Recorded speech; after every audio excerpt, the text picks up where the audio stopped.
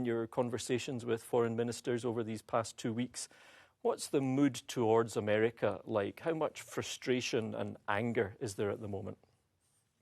Well, of course, we are allies with America, but we don't really understand their moves recently. Like I said, also we haven't been consulted and we don't really understand what are the objectives of this war. So I think this is the underlying feeling. At the same time, I mean, we are willing to also invest in our relationship, in the transatlantic partnership that has been under heavy strain. But, you know, it takes two to tango. Every relationship has two sides. So let's look at things that we can do together. And, you know, if our participation is needed here and there, also we expect that we are consulted.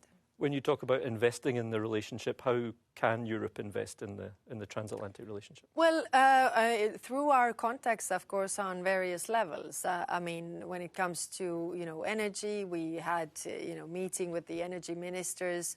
When it comes to, you know, different also security theaters that we are equally concerned. I mean, Americans' concern has always been, you know, the Indo-Pacific and especially, you know, in the South China Sea. So we definitely also can see the risks that come from there. And one very important aspect where we, I think, you know, there's much room for cooperation is to really address the economic cursive practices that come from China, for example, that are equally crippling our economy as well as America.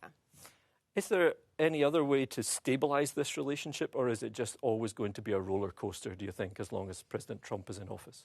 I think it is pretty clear after this 1 year that the word that we have to take into account is unpredictability. So we are now more calm because we are, you know, expecting the unpredictable things to happen all the time, and take it as it is. Put some ice in our hats and be calm and stay focused.